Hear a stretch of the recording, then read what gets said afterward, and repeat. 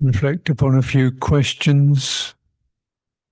Thank you for giving some idea of what you're experiencing, so I can perhaps be more specific in terms of offering Dhamma. Question here, can person ask for some advice on how can I forgive myself? I know I should let go of the mistakes, but it's so hard. I can easily forgive others, but not myself. Yeah. Well, yeah, this is a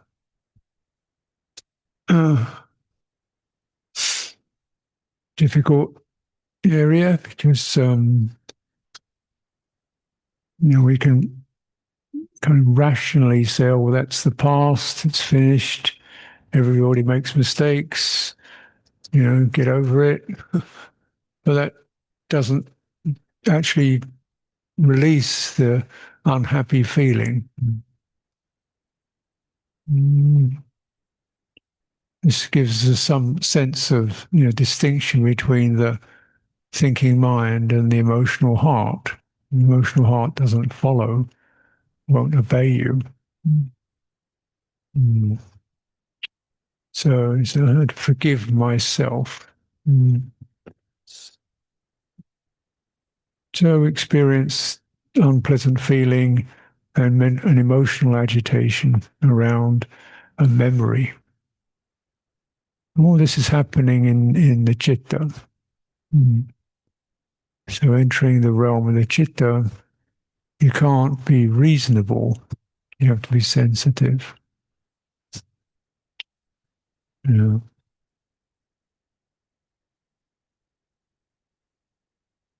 So unpleasant feeling. Mm. Memories of behavior that now you sense is incorrect or inappropriate or disagreeable to others. Mm. Okay. Now you know that, which is good. Now to just kind of resolve the agitation. Mm.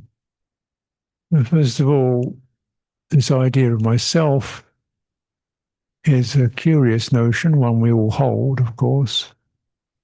But myself in the past, who is myself in the past? Who was that?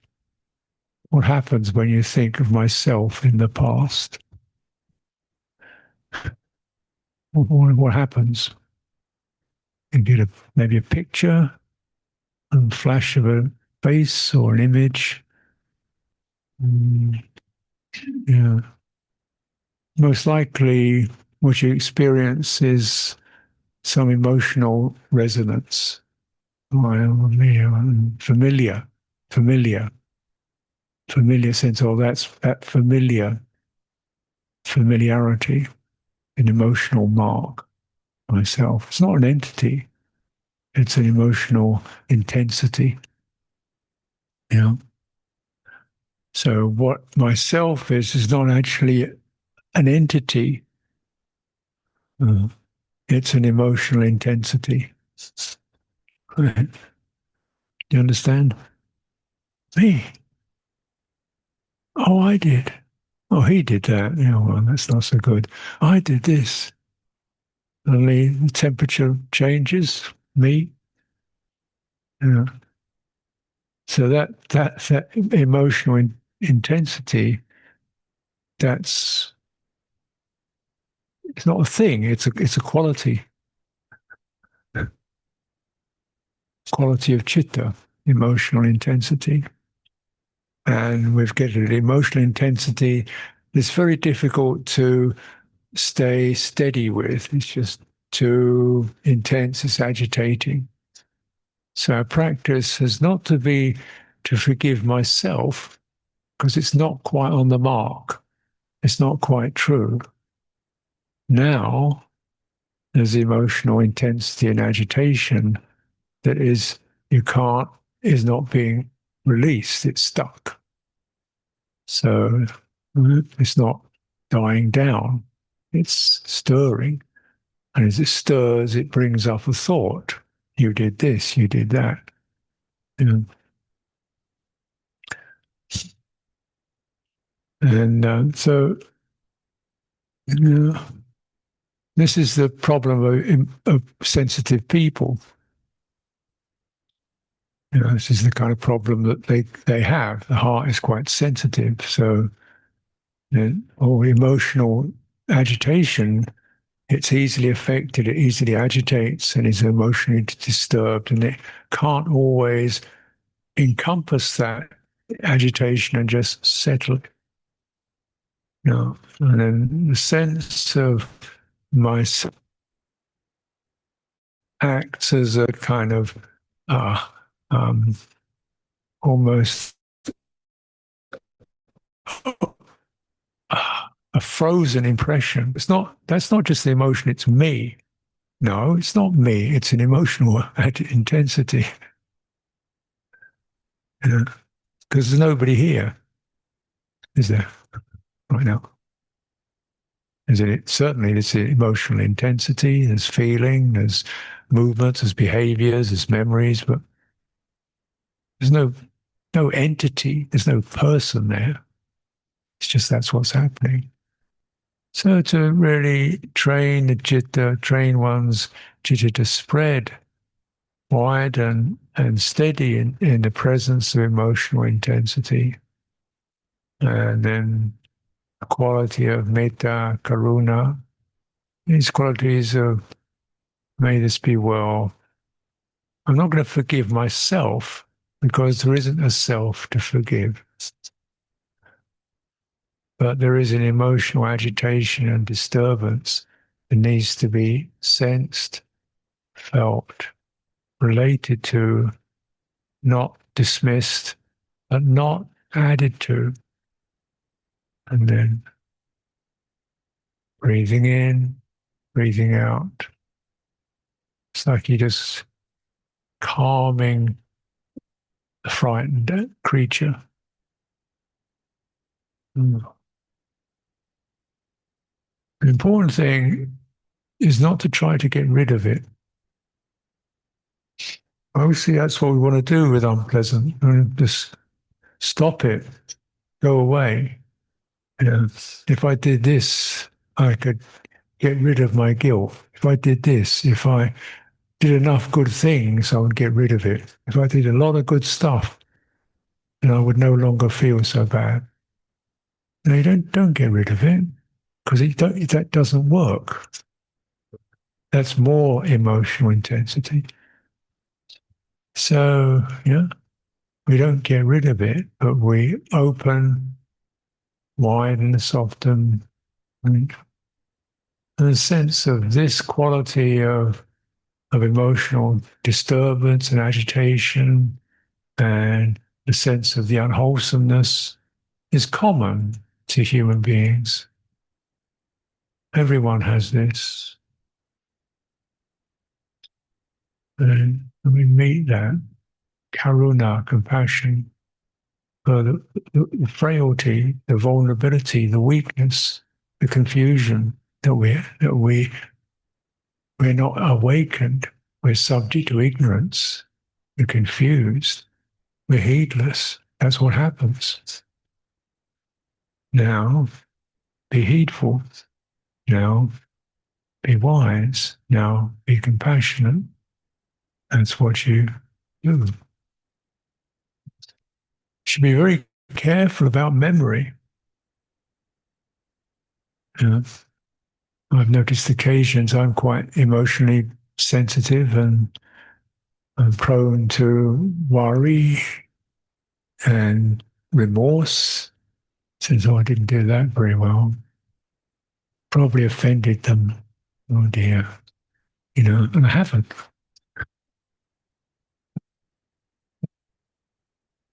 I've noticed occasions there was some instance a while ago, there was some sense of there was an error, some error in the Sangha procedure. And somebody said, "Well, we think you advise us to do that." I thought, "Oh, it's stupid. Why did I do that? What a stupid thing to do." I told him to do something that was completely incorrect. Oh, stupid. What an idiot. I feel really bad. Deep, drenched guilt. I could remember doing it. I think I must have said this and that. And then they say, "Oh, we found out it wasn't you." And my mind created a memory out of remorse. I wasn't even guilty. I was looking at this and think, wow, this is a real habit, you know. And then when I got into this, I started to imagine situations where maybe if I did this, I would offend somebody. So I started to feel guilty about something I hadn't even done in the future.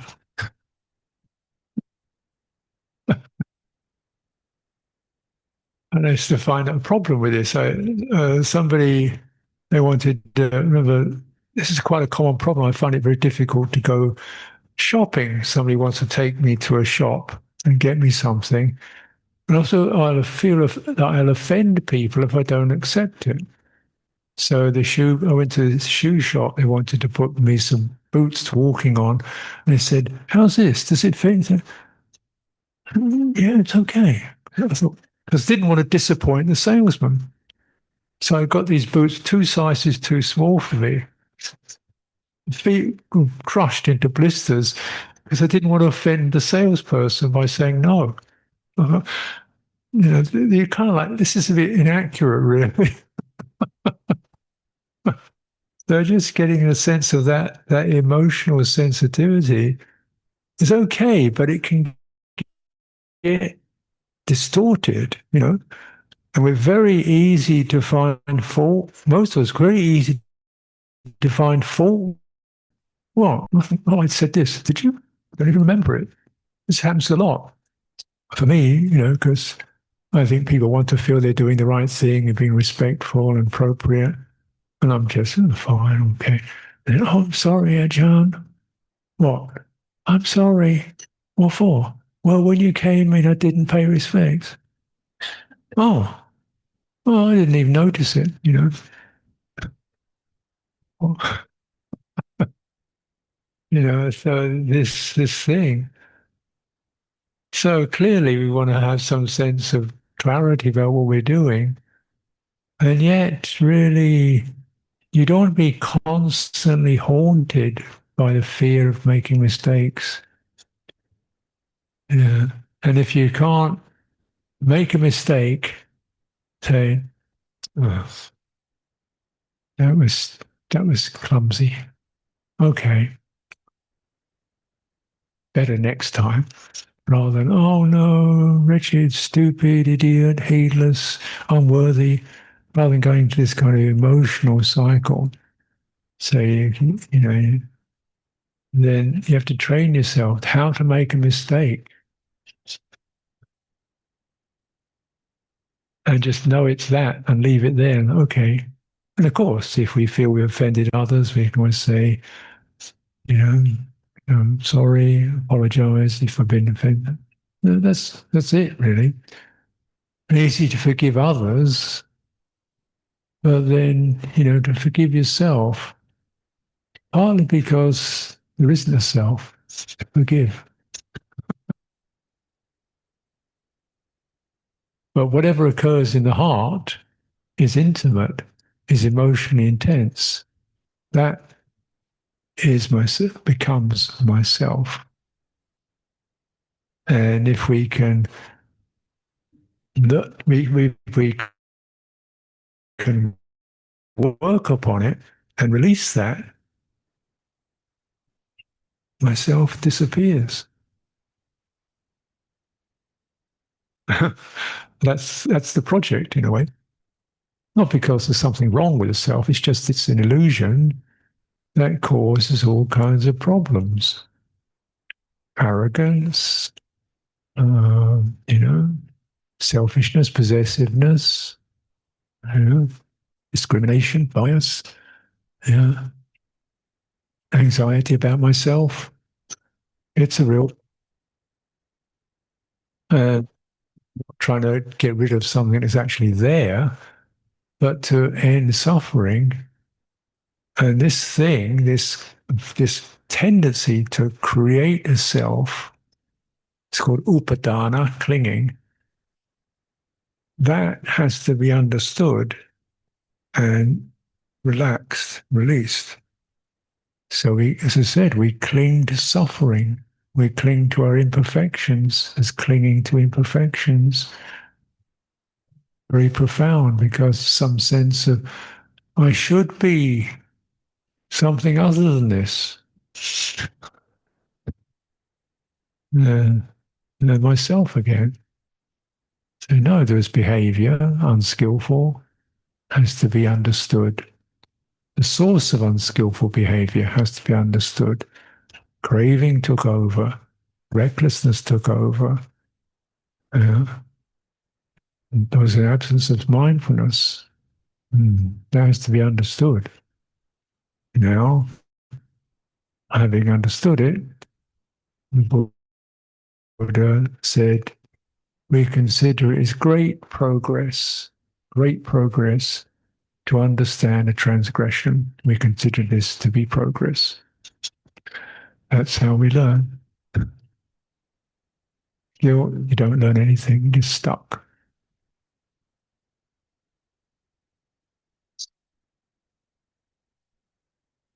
Bear with the feeling and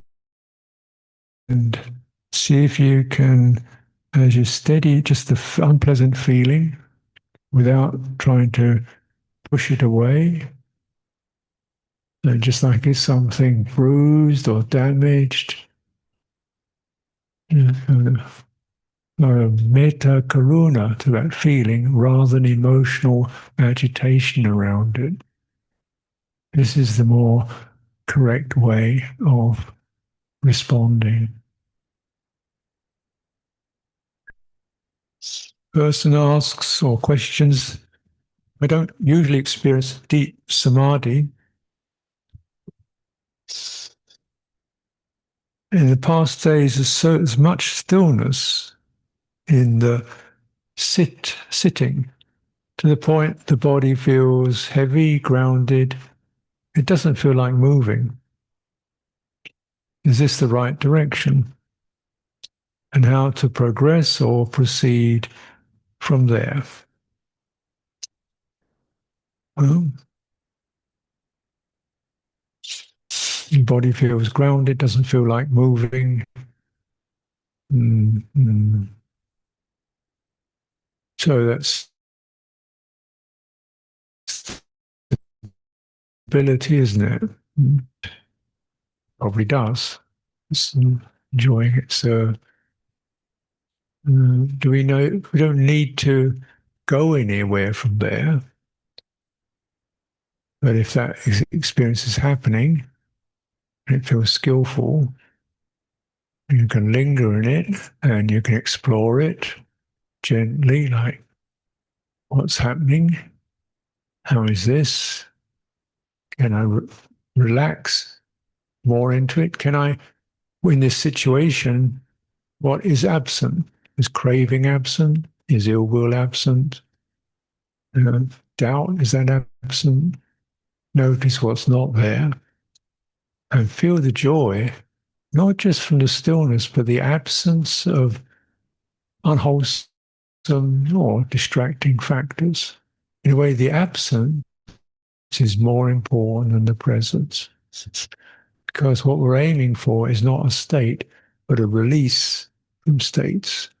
If this is a support for the release from agitation, uh, grasping, craving, ignorance, then great, sadhu. We must be careful with any state that's unusual and agreeable that the clinging doesn't get hold of it. Oh, I'm this. I have this. Oh, I am this now. Yeah. Yeah. So this sense of, it's not so much an intellectual inquiry, it's almost like a feeling it out. There's no doubt. Um, so we want to kind of move towards ending of unwholesome or distracting conditions without grasping a favorable condition. So then we allow the favorable condition, allow the citta to linger in it and be strengthened and fed by that. It's very comforting sometimes to recognize that you can. It can happen. Mm. It can happen. What brought that around? Do you know? Mm. Do you know what conditions, what happened to bring that around? What didn't happen? Yeah. So, of course, it's when we're clinging, then I want to have more of this. I want to have this again. Then this is a mistake. Mm.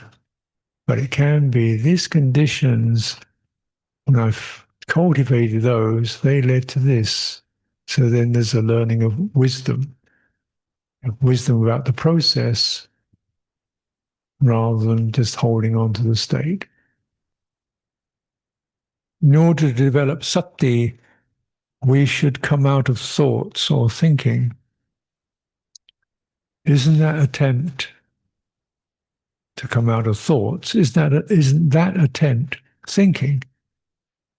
So, person says that to develop sati and mindfulness, we should come out of thoughts and thinking.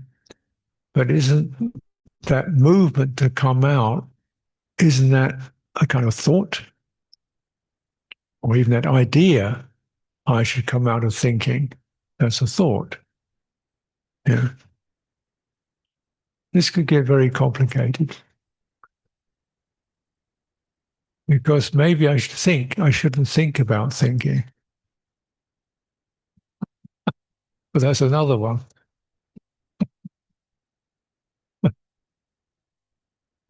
Actually, thought is supposed to be support for mindfulness. So I've mentioned it, vitaka, vichara. Vitaka, it's quite simple thought. It's just place, that's that. So then, because mindfulness means a particular theme, and it could be sustaining your awareness of your breathing. It could be sustaining an idea, holding an idea, or a prayer, or an aspiration. Mindfully, I determine to sustain the quality of metta. So it means that holds it. But then some decision has to occur over what to sustain, what to put mindfulness on. And this is the topic of what's called yoniso manasikara, or deep or penetrative attention.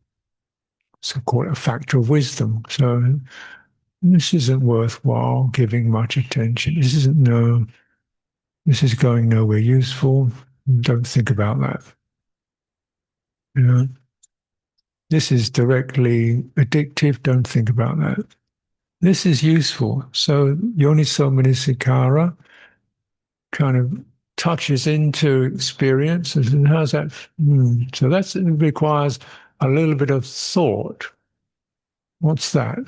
How is that? No. This is just excitement. No good. So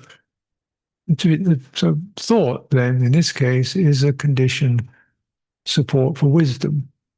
we're able to discern and discriminate.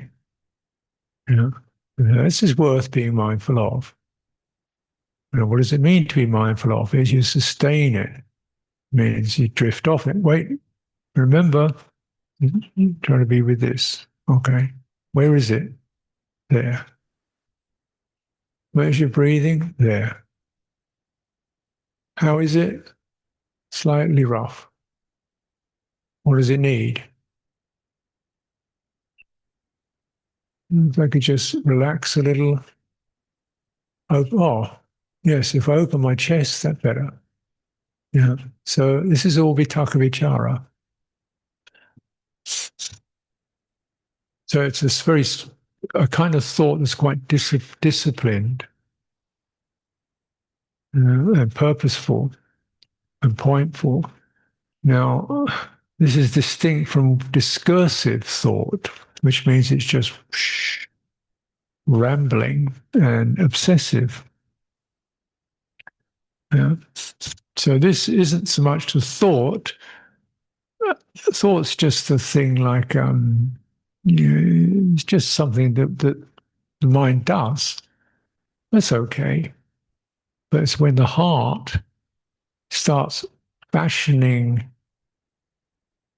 craving, fantasy, obsessiveness, then the thought process goes wild. You know, it's like you're putting the wrong fuel in the engine. It starts to just churn, churn, and churn. Mm. So it's not really the mind, the thinking mind, that's the problem. It's the heart, which gets obsessive, frightened, vindictive, aggressive, lustful, jealous. These are stains of the heart. And then that fuel, that energy, that emotional push starts activating the mind. The mind then starts concocting notions, ideas. You know? And some of this is not even deliberate. Now, when we get to things that are more or less instinctive, then instinctive. I want to feel steady. I want to feel secure. You know, so every creature does this. Every creature wants to feel secure and wants to feel happy, comfortable. Yeah. And the first, most important is secure, because if that wolf is coming my way, it's most important not to feel comfortable, but to start running. Security comes first. Even if it means I've got to break into a sweat and struggle to get away, I'm going to get away, you know, that comes first. So it's the first thing, security. So now we're not so much threatened by other creatures. We're threatened by each other, of course. You know, but still that security is not just physical, it's also about can I guarantee the future? What will it be? Yeah. Uh, am I okay? Then self-image. Am I okay? Am I not okay? So anxiety comes in, trembling, and thinking mind starts to create something for the heart to hold on to. Creates a kind of reality that the heart can hold on to and feel, yeah, I've got something to hold on to, even if it's not very pleasant.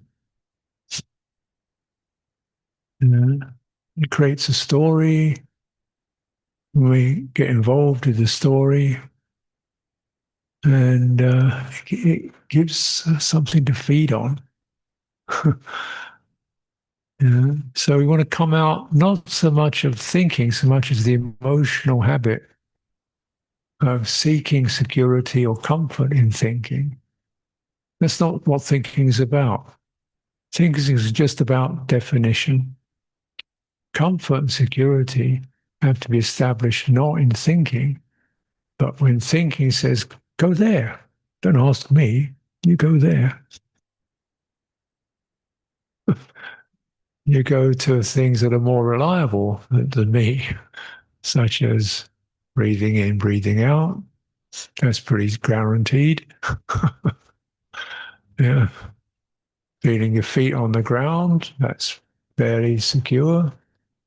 Come into the present, give up the future and the past. Present moment is definitely here. Future we just don't know. Okay. And then place your heart in the qualities that are comfortable and stable, such as goodwill and ethical clarity. I feel stable, I feel secure, I feel comfortable. Mm. I'm free from remorse, I'm free from doubt, I'm free from aversion, I feel comfortable. I'm free from anxiety, I'm free from jealousy, I'm free from covetousness, I feel comfortable. I feel comfortable not because of what's there, but because of what's not there. And this is a kind of training because normally the instinct I feel comfortable because I get one of these. Or if I get one of those, I'll feel happy. And then the mind is always reaching out, something outside. And whatever you get, you have to lose. Because if it's come in, it's going to fade out. So, but what you've already got here, what's given, you tune into it, you don't have to lose it. You don't have to lose truthfulness. And truthfulness gives me a sense of self-respect, and I'm comfortable with that. The sense of deception, uh, deceiving people, that twisted feeling, that's gone. Yeah. Sense of shame, that's gone. Yeah. That's gone. Sense of restlessness, that's gone. The absence of these things is my joy. Mm. So then, of course, thinking also says, hey, notice that, get it? So thinking can take you in to the process, investigate. Also, thinking says, I see what's happened, make a note so you can remember it. That's how you learn. You build up wisdom like that. Thinking takes you in, and thinking notices what's present, what's absent, and thinking remembers it. So then it can act as a guardian and a guide.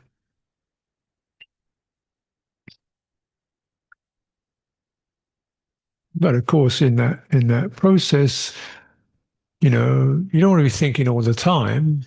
You think a little bit and then listen. Hmm? How's that? How does it feel? Think again. What's that? How does it feel? Then enjoy. No thinking. And then happy, steady. Now investigate. How does this feel? Remember it. How did this come here? How did you arrive at this state? Remember it. So you see, there's that weaving between thought and feeling, between mano, thinker, thinking mind, citta, the feeling heart, and weaving together. Then as a partnership, they build up deep wisdom, and wisdom that feels takes you towards the end of suffering.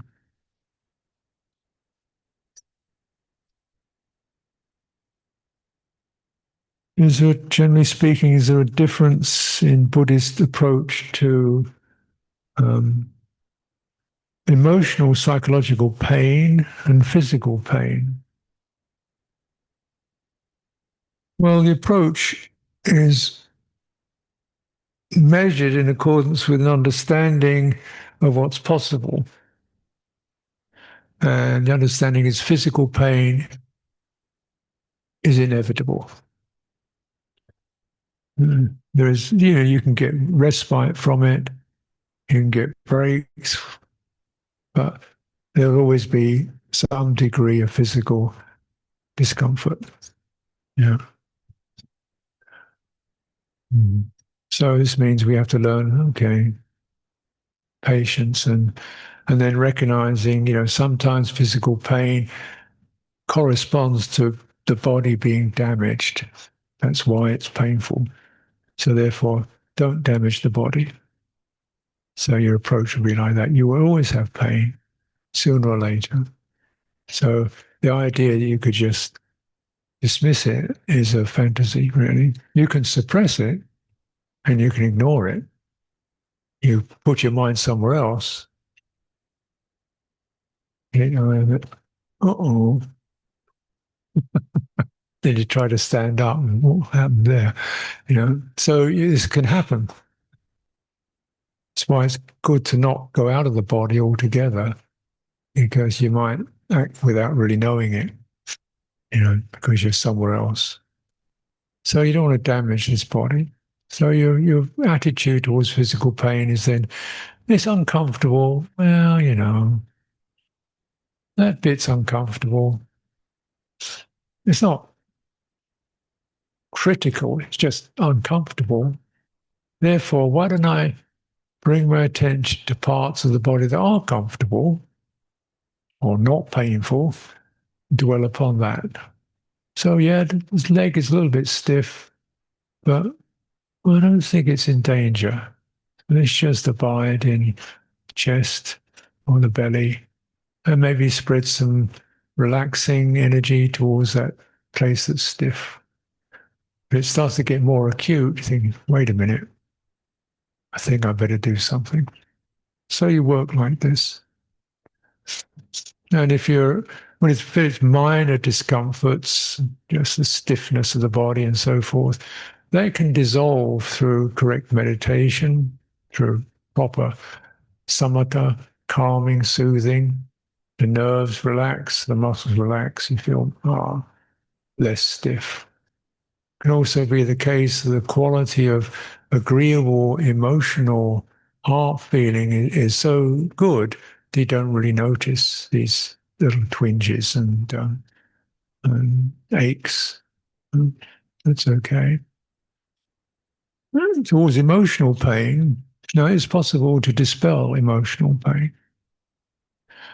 So you can eliminate or release emotional pain, and I've described that process in dealing with guilt, for example, which is very painful. You go to what an emotion is. You see, it's three things, not one thing. It's the feeling, unpleasant. This is called Vedana, and it's the perception. Oh, I did this, or that's the memory. It's called sanya. So that emotional pain, she hates me, I'm a failure, whatever. That's a perception, sanya. And so that, and then you get sankhara, which is this emotional stirring, and the three go together. So the sanya, the emotional, the perception, he did this, she's like that, they don't like me, whatever. That's the perception. That touches, and you get the unpleasant feeling comes with it, and then the sankhara goes, ooh, starts vibrating and getting agitated, and it stirs things up. Stirring things up, we get more and more unsteady, more emotional pain. I feel really overwhelmed with all this. So then things start to get quite unsteady. It's also painful, uncomfortable. So it goes on. And then then often this emotional unsteadiness, the chitta reaches out and keeps returning to this perception. So we keep doing it again and again and again, keep loading this perception back into the chitta. It's already overwhelmed. So things get really destabilized and people get flooded with it. And as you know, people kill themselves, not because of physical pain. Primarily, it's emotional, psychological pain,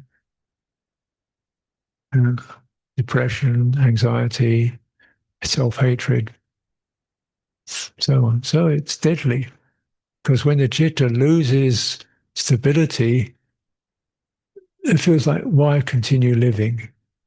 This is hell. And so, you know, so the approach to this is to take it very seriously. Body, you can do so much with. This one is really important, and you can release it.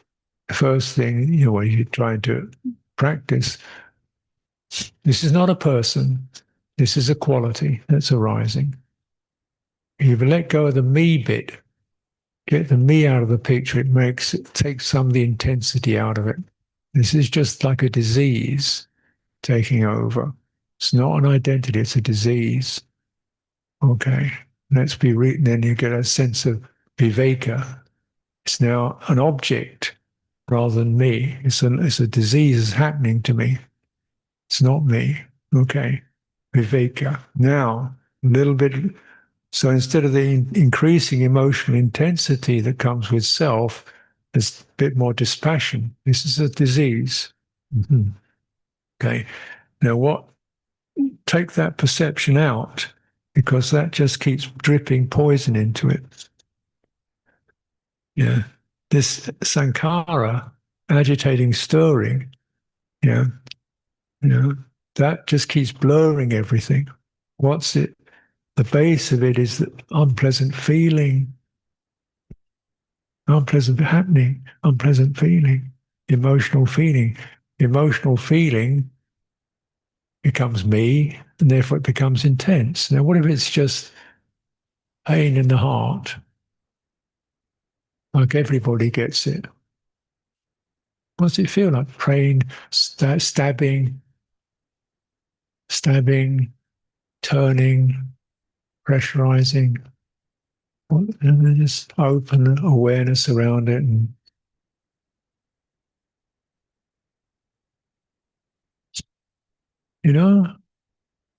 and if we can generate that patience and that openness to let a feeling be felt as a feeling and not as a person,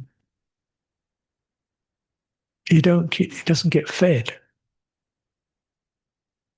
Yeah?